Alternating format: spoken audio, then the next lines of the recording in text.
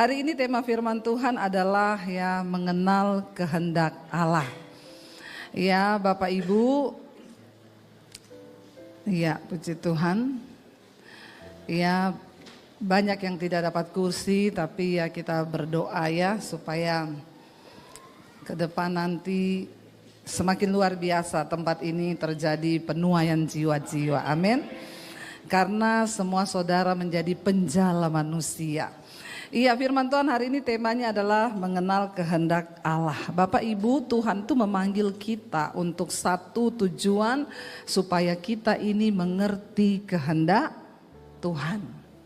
Iya, apa kehendak Tuhan bagi kita? Ada yang tahu? Bisa angkat tangan, kehendak Tuhan bagi kita apa? Nanti yang bisa jawab dapat sepeda di bawah. Ya, nggak tahu sepedanya siapa, ambil aja ya. Kehendak Tuhan bagi kita ini yang pertama tentunya diselamatkan. Setelah kita diselamatkan, maka kita juga harus membawa orang-orang untuk diselamatkan. Itu aja. Tuhan memanggil kita bukan untuk menjadi kaya, supaya yang tadi rumahnya 1 jadi 3, yang tadinya mobilnya 1 jadi 5. Enggak. Kekristenan itu simple. Kita dipanggil, kita diselamatkan untuk menyelamatkan. Kita dipulihkan untuk memulihkan. Mari kita lihat bersama, buka firman Tuhan Injil Markus pasal yang pertama. Markus pasal yang pertama ayat yang ke-16 ya, judul perikopnya di sana Yesus memanggil murid-murid yang pertama ya. Ayat yang ke-16 kita baca bersama, kalau saudara sudah dapat ya, kita baca secara bersama-sama sampai ayat yang ke-20. Markus pasal yang pertama ayat yang ke-16. Sudah dapat? Katakan amin. 1, 2, 3. Ketika Yesus sedang berjalan menyusur danau Galilea, ia melihat Simon dan Andreas saudara Simon. Mereka sedang menebarkan jala di danau sebab mereka penjala ikan. Ayat 17. Yesus berkata kepada mereka, "Mari ikutlah aku dan kamu akan kujadikan penjala manusia." Ayat 18. Lalu mereka pun segera meninggalkan jalannya dan mengikuti dia. Ayat 19. Dan setelah Yesus meneruskan perjalanannya sedikit lagi, dilihatnya Yakobus anak Zebedeus dan Yohanes saudaranya sedang membereskan jala di dalam perahu.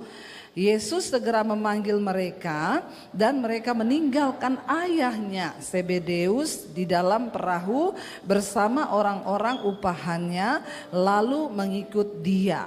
Bapak Ibu, kalau kita melihat di sini Yesus ya memanggil, di sana dikatakan memanggil murid-murid yang pertama.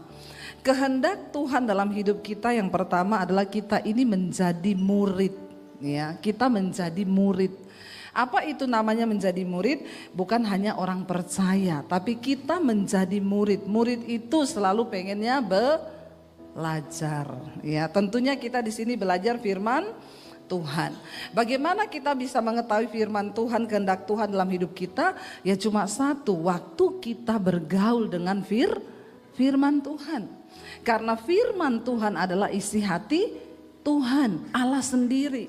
Kita bisa mengetahui kehendak Tuhan yang pertama tentunya lewat firman. Makanya orang Kristen kita semua terpanggil untuk menjadi murid dulu. Amin. Siapa ya di sini yang sudah jadi murid? Yang tiap hari baca Alkitab. Ada yang tiap hari baca Alkitab, puji Tuhan. 1. Yang lain tiap hari nonton drama Korea. Ya, masa cuma ada satu ibu loh yang tiap hari baca Alkitab, yang tiap hari dengar firman deh, entah itu lewat YouTube, lewat mesbah doa di Debbie Basir TV, lewat mesbah syukur. Siapa yang tiap hari dengar? Angkat tangan. Semua ya saudara, puji Tuhan ya, jemaat mesbah doa semua ini, haleluya ya. Iya, yang penting setiap hari kita tuh mau belajar. Makanya di mesbah doa itu saya pengajarannya itu dari kitab Kejadian. Supaya orang Kristen itu tahu firman Tuhan. Bagaimana kita bisa mengerti kehendak Allah kalau kita sendiri tidak pernah belajar firman Tuhan. Kita bisa mengenal kehendak Tuhan itu kalau kita tahu firman. Yang muda-muda di sini yang belum dapat jodoh. Ya, bagaimana engkau bisa memilih jodoh yang tepat, yang terbaik kalau engkau tahu firman. Supaya engkau tidak salah jalan memilih jodoh, nggak salah. Karena banyak ada orang itu salah memilih pasangan hidup. Padahal Tuhan itu sudah memberi dia rancangan damai sejahtera, rancangan kebaikan. Tapi kenapa salah? Karena nggak pernah baca Alkitab. Contoh yang pria kalau mau cari jodoh, Amsal 31 berkata, ya kecantikan itu bohong. Kemolekan itu sia-sia. Jadi berarti tidak usah cari yang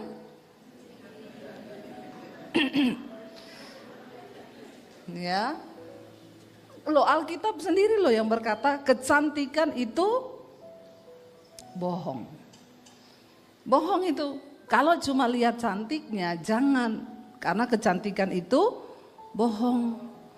Tapi istri yang takut akan Tuhan. Jadi nomor 1 yang dicari takut Tuhan. Bonusnya adalah cantik. Amin. Jadi saudara pilih yang cantik takut Tuhan atau jelek takut Tuhan? Ini yang saya tanya yang laki-laki, kenapa yang perempuan yang jawab? Ya. Yang pertama cari takut Tuhannya dulu. Jangan terbalik, cari cantiknya tapi nggak takut Tuhan. Engkau nanti berantakan rumah tanggamu. Banyak sekarang terjadi, kenapa? Karena nggak mengerti kehendak Tuhan. Alkitab bilang nomor 1 cari yang takut akan Tuhan. Ya, kalau cari istri itu laki-laki yang takut Tuhan, pintar cari uang, bisa angkat galon, suruh dorong mobil, kesetrum gak mati. Saya banget itu. Tanya suami saya, suruh angkat galon bisa, dorong mobil juga bisa. Ya, takut Tuhan, iya. Yang lainnya itu bonus. Dengar yang muda-muda yang belum menikah, cari suami juga harus yang takut Tuhan. Buat apa ganteng kalau pelit? Amin. Ya ganteng gak takut Tuhan, pelit dia. Makan tuh ganteng. Ibu-ibu gak usah angkat tangan. Ada ibu-ibu yang tersirat dari wajahmu, aku banget itu bu. Suamiku ini pelit minta ampun. Nggak usah angkat tangan. Makanya kita perlu baca Alkitab firman Tuhan supaya mengerti kehendak Tuhan. Karena di hidup ini kita akan merasa bahagia kalau kita hidup melakukan kehendak Tuhan. Yang jadi masalah kalau saya ini pengen lakukan kehendak Tuhan, ketemu suami yang tidak mau melakukan kehendak. Ada lagi ibu-ibu yang angkat tangan. Aku banget itu bu, aku pengen melakukan kehendak Tuhan, tapi suamiku ini loh diajak doa aja ndak mau. Ada yang datang sama saya, bu suami saya tuh jahat, pelit gini-gini, tukang selingkuh, udah pelit tukang selingkuh, saya harus bagaimana bu? Saya bilang nasibmu. Nggak usah cari pendeta, itu nasibmu karena kau yang pilih, amin. Terus sekarang suruh apa? Bayar harga, doa, puasa, nggak boleh cerai. Siapa suruh pilih itu, amin. Ya, jangan datang ke pendeta tanya apa-apa, berdoa. Saudara mau datang ke saya, mau datang ke Pak Konrad, jawabannya sama, berdoa. Nggak ada yang suruh saudara cerai.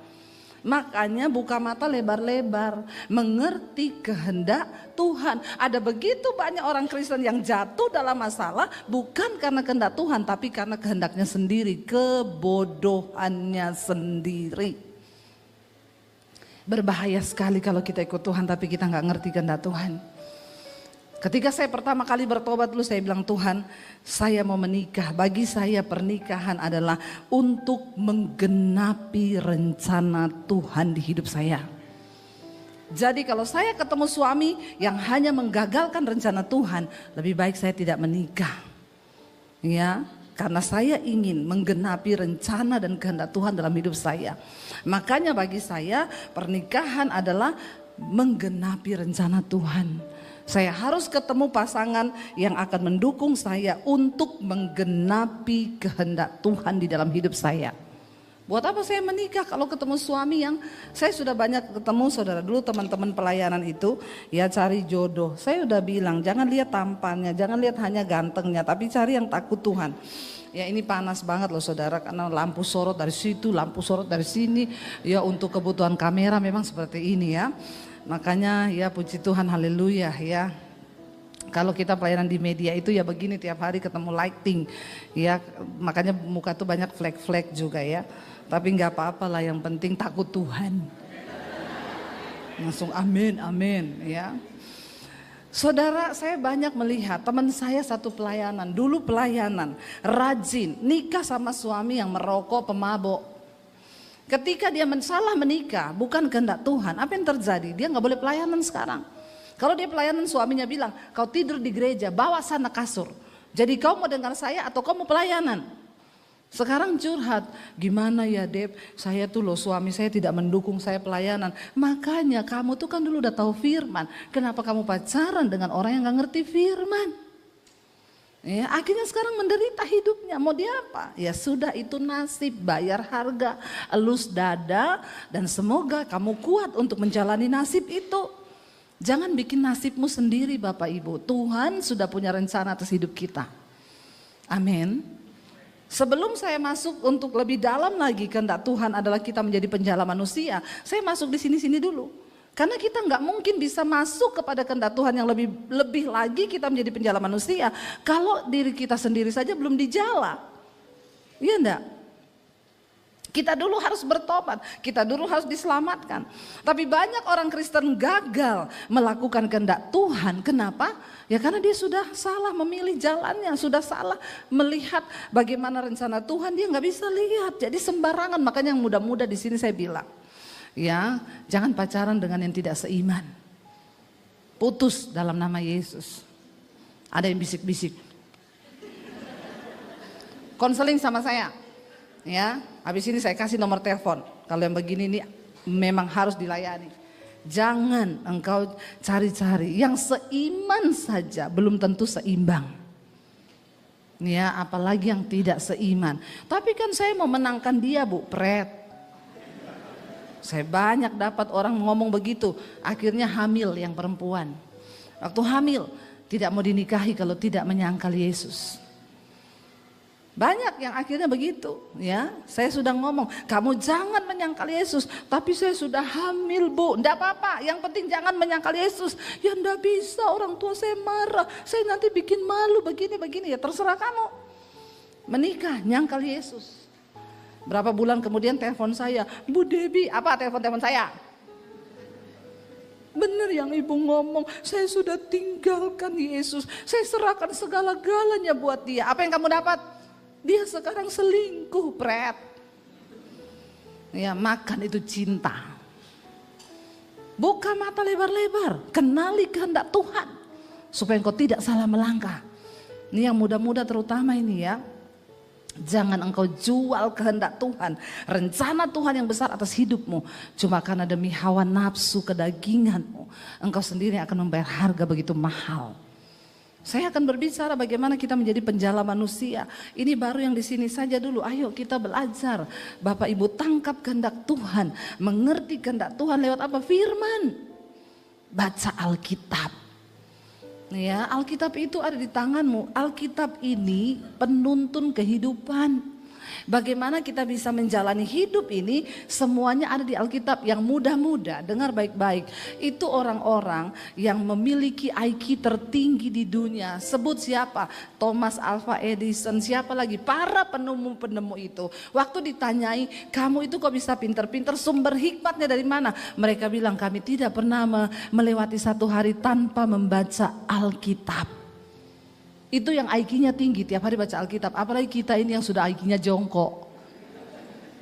Kita lebih lagi perlu firman Tuhan. Sedangkan yang IQ-nya tinggi itu mengakui bahwa mereka menemukan hikmat itu dari Alkitab.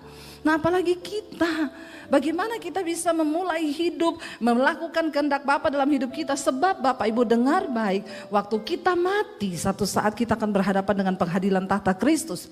Yesus gak tanya kekayaanmu berapa, Yesus gak tanya pelayananmu hebat atau tidak. Yesus tanya, Apakah engkau sudah melakukan kehendak-Ku? Makanya Yesus berkata, bukan setiap orang yang berseru padaku Tuhan, Tuhan yang akan masuk dalam kerajaan sorga. Sebab pada akhir zaman nanti Tuhan bilang, aku akan menolak banyak orang. Mereka berkata, Tuhan kami melakukan mujizat demi namamu, kami bernubuat demi namamu, kami usir setan demi namamu. Tapi Yesus bilang, aku tidak mengenal engkau, sebab engkau pembuat kejahatan. Dan marilah kepadaku hai kamu yang melakukan kehendak Bapa. Pada akhirnya yang akan menghadap Tuhan siapa? Orang yang melakukan kehendak Bapa. Enggak peduli mau engkau melakukan, engkau punya titel pendeta, gembala, enggak peduli siapapun engkau hari ini, engkau orang pintar, engkau orang bodoh, siapapun, cuma satu yang Tuhan cari, apakah engkau melakukan kehendak-Ku? Dan puji Tuhan, kehendak Tuhan bukan hanya diketahui untuk orang yang pintar. Untuk mengikuti olimpiade matematika, saya tidak berani. Kenapa? Saya tahu kapasitas saya nggak pintar berhitung matematika. Kalau saya ikut olimpiade baru di seleksi awal saya sudah gugur. Tapi untuk mengerti kehendak Tuhan, puji Tuhan, Dia bukakan bukan bagi orang pintar. Kehendak Tuhan diberikan buat orang yang rindu dan mau membuka hati bagi Tuhan. Itu kabar baiknya. Bukan karena kita pintar, bukan karena kita sekolah tinggi. Banyak orang sekolah tinggi tapi bodoh karena nggak ngerti kehendak Tuhan. Banyak orang kelihatannya sukses, tapi mereka bodoh di hadapan Tuhan karena mereka tidak mengerti kehendak Tuhan. Bapak Ibu, mari kita bergaul dengan firman Tuhan. Ketika Yesus sedang berjalan menyusuri danau Galilea, ia melihat Simon, Andreas, saudara Simon. Mereka sedang menebarkan jala di danau. Yesus pertama kali memanggil murid, bukan pengusaha. Kenapa? Dia cari pertama kali penjala ikan. Lalu dia berkata kepada mereka, ikutlah aku dan kamu akan kujadikan penjala manusia. Kita harus masuk dalam kehendak Tuhan yang berikutnya. Setelah kita diselamatkan, kita mengerti kehendak Allah, baru kita bisa masuk kepada kehendak Tuhan yang lebih lagi, yaitu menjadi penjala manusia. Menyelamatkan orang-orang yang tersesat, membawa mereka kepada Kristus supaya jiwanya boleh diselamatkan. Ini pun bukan orang pinter. Tuhan gak pernah cari orang yang harus sarjana S1, S2, S3, S21 kayak Samsung. Ya, kejauhan kita kalau mengandalkan SS kalah kita sama Samsung. Ya, Tuhan gak cari orang pinter. Dia cari penjala ikan yang sedang di pinggir danau, bukan orang yang punya pendidikan sekolah yang tinggi, tapi mereka adalah penjala. Supaya lebih gampang Yesus menunjukkan kehendaknya, dia bilang apa? Hari ini kamu gak usah jadi penjala ikan, ikut aku jadi penjala manusia. Saya pelayanan di Morowali. Jadi kalau ke Morowali itu kita dari Makassar naik pesawat kecil, ya itu baling-baling. Ya itu penumpangnya hanya sekitar 20 orang. Itu ketahuan saudara, itu paling banyak kan yang naik itu buruh. Apalagi kalau dari China itu mereka buruh-buruh ya yang akan bekerja tambang di sana. Saya dan suami kita turun masuk ke pintu pemeriksaan di Bandara Makassar dengan buru-buru yang dari China itu. Mereka lewat-lewat, saya sama suami begitu lewat, ya penjaganya bilang gini, mau ke Morowali ya Bapak Ibu? Iya, punya tambang ya di sana. Ya, kita tampangnya kayak pemilik tambang. Puji Tuhan ya, saya bingung mau jawab dia. Dia pikir kita punya tambang nikel. Saya bilang, oh iya saya punya tambang di sana. Tambang apa Bu? Tambang manusia. Karena manusia juga perlu digali, dikumpul. Saudara ya, Yesus memanggil penjala ikan supaya lebih gampang bicara kepada mereka. Mulai hari ini kamu gak akan jadi penjala ikan lagi. Aku akan memakai hidupmu untuk menjadi penjala manusia. Ya, Yesus panggil mereka. Dan dikatakan di sana langsung loh. Mereka pun segera meninggalkan jalannya dan mengikuti dia. Bapak Ibu, kita ini sedang dipersiapkan Tuhan untuk menjadi orang-orang yang akan dipakai Tuhan menjadi penuai-penuai di akhir zaman. Saya kemarin baru bersaksi di Mesbah Doa Onsite, ya puji Tuhan kemarin kita dari Bandungan melihat sekolah misi yang Tuhan suruh saya untuk bangun. Ya saya bilang Tuhan saya ini siapa, saya nggak punya uang, saya bukan orang yang berpendidikan. Tapi Tuhan berkata, karena saya sedang bergumul, Tuhan saya ini mau jadi gembala atau apa. Saya ketemu banyak hamba-hamba Tuhan, orang-orang hebat, mereka bilang Bu, buka gereja, Ibu sudah saatnya jadi gembala. Kalau saya buka gereja di Ayun, saudara mau gak jadi gembala, jadi jemaat saya? Saya tanya dulu nih, mau gak? Kalau mau saya buka di Ayun, di mall, di Sentul. Ya, tapi saya berdoa sama Tuhan, saya gak mau ikut-ikutan orang ngomong. Karena kehendak Tuhan bagi saya secara pribadi itu buat saya. Walaupun Pak Konrad bilang, Bu Debbie buka gereja Bu, saya nggak mau dengerin Bapak karena saya harus mendengar Tuhan. Dia punya kehendak atas hidup saya. Lalu saya bergumul, banyak yang mendukung kami buka gereja, tapi saya tidak serak, saya berdoa Tuhan apa yang mau Tuhan suruh, Tuhan tuh bicara sama saya. Hari-hari ini gereja berbicara tentang tuaian, tapi Yesus kasih warning, tuaian memang banyak, tapi penuai sedikit. Amin. Dan kamu harus mempersiapkan penuai-penuai itu. Dan akhirnya Tuhan suruh saya buka sekolah misi itu. Puji Tuhan tadinya kami rencana bulan Agustus ini peresmian, tapi ternyata belum selesai.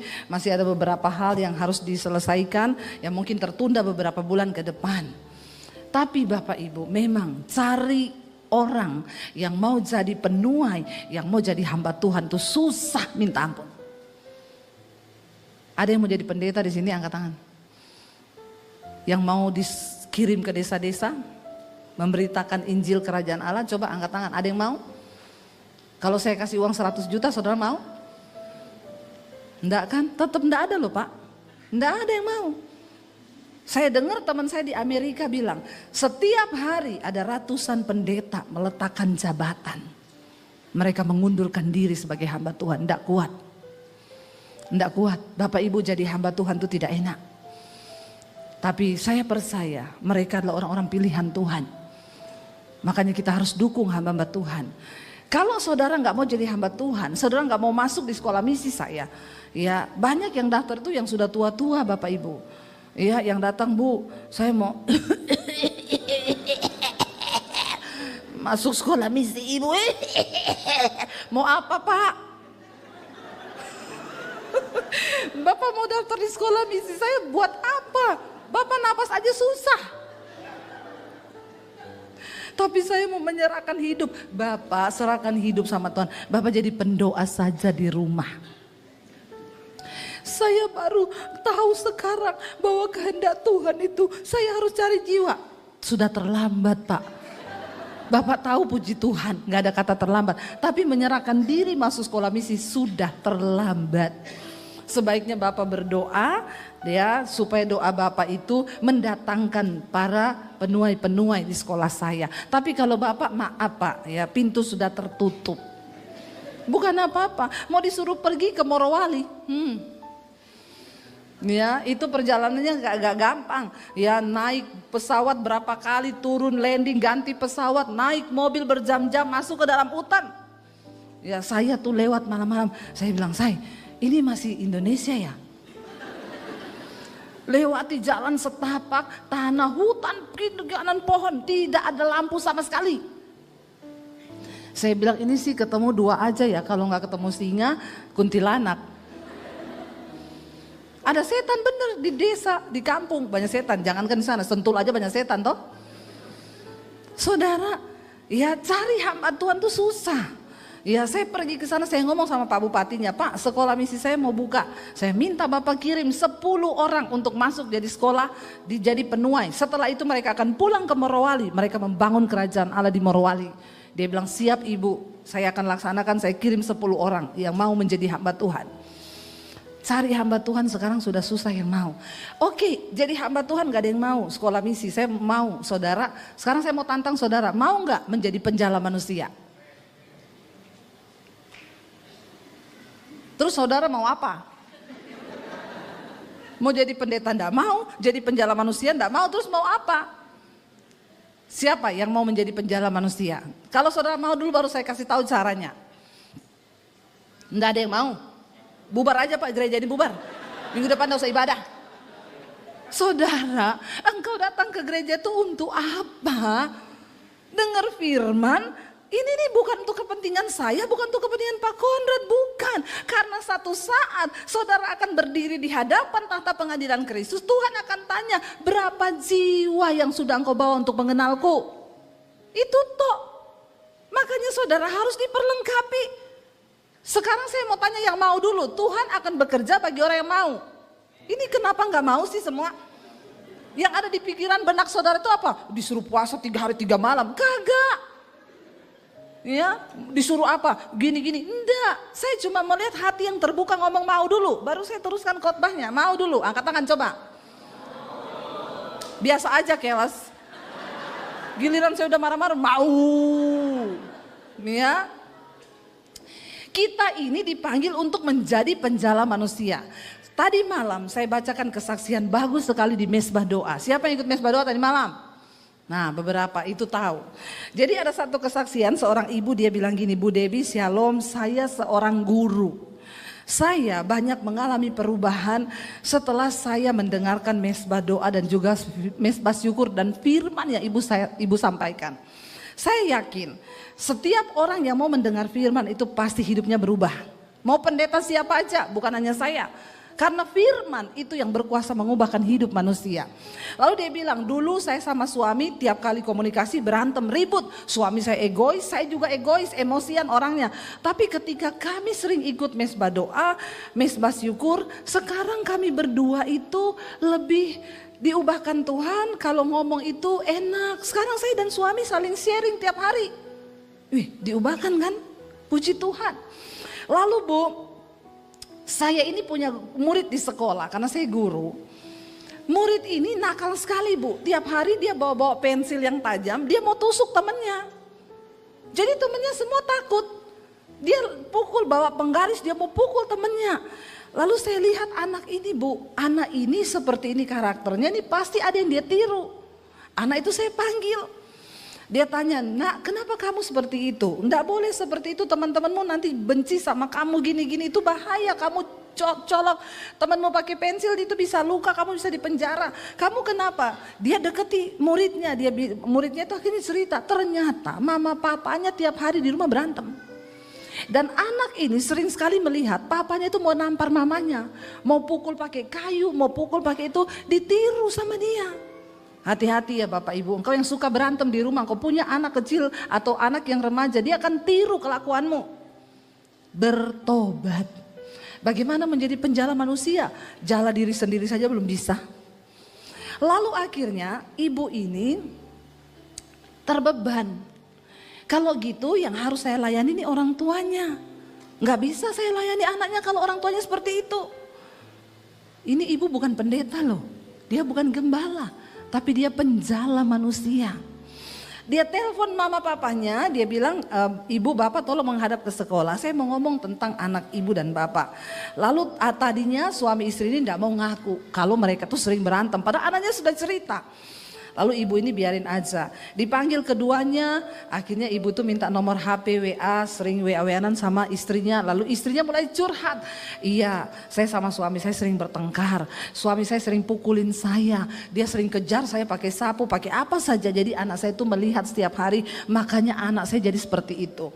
Lalu ibu ini berkata, Bu, ibu sama suami harus banyak dengar firman Tuhan. Ibu sama suami harus banyak baca firman Tuhan. Lalu dia bilang, lalu Bu, istrinya itu karena saya sudah kasih nomor WA, tiap hari telepon. Mereka berantem dia telepon saya, tengah malam dia telepon saya, lama-lama saya juga terganggu. Emang enak. Akhirnya waktu saya terganggu saya bilang gini, Bu, gini ya, saya gak bisa melayani ibu terus. Ibu denger nih ya khotbahnya Bu Debbie Basir, mesbah doa, mesbah syukur. Ibu ikut tiap pagi dan tiap malam, dia share. Akhirnya istrinya mendengar dan dia bilang gini, puji Tuhan Ibu, sekarang rumah tangga mereka dipulihkan dan anak mereka berubah. Sebab firman Tuhan berkuasa. Tepuk tangan aja gak mau nih, setengah-setengah. Ya, tepuk tangannya buat Tuhan Yesus loh. Bapak Ibu saya mau tanya, jadi penjala manusia susah gak? Enggak kan? Coba bayangkan kalau semua orang Kristen merasa terpanggil, punya beban, punya hati yang sama, melihat jiwa-jiwa di sekelilingmu. Bukankah wow? Satu orang dipulihkan, dia memulihkan orang lain. Satu orang dijala, dia menjala yang lain. Wow loh Bapak Ibu. Saya begitu terharu. Dia bilang, Bu, puji Tuhan. Sekarang dia berkata kepada saya, Bu, terima kasih ya, untung Ibu kirimin saya tuh khotbah. Makanya saya selalu bilang, Bapak Ibu jadi penjala manusia sekarang gak sulit. Engkau tinggal kirim khotbahnya Pak Konrad, share ke temenmu. Yang merasa engkau diberkati, mesbah doa, mesbah syukur, share. Engkau gak perlu ngomong, jangan bilang saya gak bisa ngomong, Bu. Satu share yang engkau sharekan, ketika dia sedang dalam kegalauan, dia sedang dalam putus asa, tiba-tiba dia klik khotbah yang engkau share itu, Roh Kudus jamah, dia bertobat. Itu jiwanya itu masuk kepada engkau. Tinggal tunggu bonus dari surga. Kan ini sistem kerjanya kayak MLM toh. Nah, ketawa begitu dibilang MLM kan, cari satu dapat satu, cari lagi, bonusnya buat saudara. Itu namanya kita bekerja bagi kerajaan Allah. Dimanapun, engkau tidak harus menjadi pendeta, engkau nggak harus datang, Bu Debi, saya mau masuk ke sekolah misi, tapi saya sudah tua, jadi penjala manusia aja. Ya, karena yang kita cari umur 33, batasan yang masih bisa dikirim ke desa-desa itu membutuhkan orang-orang yang kuat. Tapi kalau saudara, hei, engkau dipanggil bukan untuk duduk manis di gereja loh. Enak pakai AC. Ya, tinggal dengerin orang khotbah, yang khotbah keringetan, saudara enak kedinginan. Coba toh. Buat apa saudara duduk di gereja, dengar firman, hidupmu diubahkan, engkau pulang ubahkan orang lain.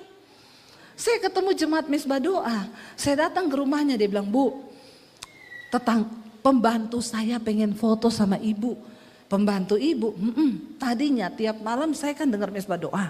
Saya ajak dia masuk di ruangan, sini sama ibu dengar mesbah doa daripada kamu. Dia bukan orang Kristen, Bu, dia orang seberang. Tapi dia sekarang tiap malam dengar mesbah doa. Saya datang, ibunya bilang, sini kamu lihat siapa yang datang. Lihat saya, langsung nangis, termehek-mehek, termewek-mewek. Loh, kenapa Mbak? Ngomong dulu baru nangis. Ya udah saya peluk dia, saya doain. Kenapa Mbak? Aku mengalami Tuhan lewat khotbah-khotbah Ibu. Aku diubahkan Bu, aku dipulihkan. Loh saudara, cuma dari awalnya nyonya yang dengar mesbah doa ngajak pembantunya ikut.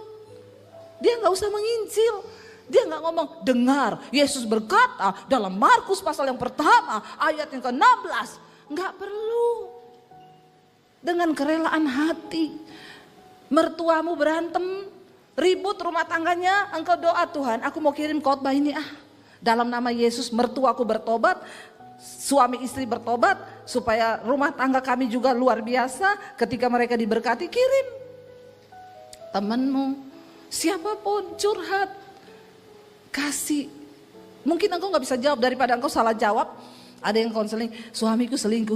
Hari gini lu masih mau sama suami selingkuh, mending lu juga senang-senang. Ngapain lu urus suami selingkuh, makan tuh suami kayak begitu, kasih racun. Hati-hati, jangan salah memberikan nasihat. Bilang aja, aku gak bisa nasihatin banyak, saya doain, tapi kamu dengerin khotbah ini ya. Khotbah ini kemarin memberkati aku loh. Tuhan bekerja dalam nama Yesus, kirim. Sekarang terlalu mudah, saya banyak dengar kesaksian orang-orang yang mengalami pertobatan hanya dari share link. Dia bilang, Bu, saya bersyukur mama saya pertama kali dengar mesbah doa. Tadinya Bu, saya ini nggak tahu, tapi dia share terus, dia di luar negeri. Mama saya tiap hari saya nggak pernah menonton. Tapi satu saat Bu, ketika saya dalam keadaan yang pelik dalam rumah tangga, saya buka-buka WA, saya lihat mama saya share, saya klik, saya dijamah Tuhan sewaktu mendengar khotbah Ibu. Saya bersyukur di kaki Tuhan, saya nangis. Sekarang Bu, rumah tangga kami dipulihkan, Tuhan ubahkan hidup saya. Amin Bapak Ibu. Ingat, saya cuma mau ngomong, saya undang imam musik maju ke depan. Bapak Ibu, satu saat kita semua akan mati. Saya kemarin barusan ngobrol sama anak saya di mobil sama suami saya. Saya bilang sama anak-anak saya, Dek, hidup ini untuk apa? Satu saat Tuhan akan panggil kita, Mami akan mati. Anak saya bilang, Mami jangan ngomong gitu dong. Loh, bukan jangan ngomong gitu. Semua orang akan mati. Persoalannya bukan kapan kita mati, tapi ketika kita mati. Nggak usah lihat yang lewat, lihat saya aja kepo. Orang lewat dilihatin. Akhirnya gagal fokus, nggak ngerti firman, cuma lihat orang lewat. Nggak apa-apa, sini aja daripada kamu nanti dilihatin terus. Maju sini ya. Bapak Ibu, dengar baik, waktu kita mati, kita nggak tahu kapan kita mati. Tapi apa persembahan terbaik yang akan kita bawa kepada Tuhan? Satu, ketika engkau membawa jiwa. Bawa jiwa kepada Tuhan. Satu saja, jiwa itu satu saja. Engkau menerima mahkota kehidupan. Bagi orang yang membawa, orang yang disesatkan datang kepada Tuhan. Bangkit berdiri bersama.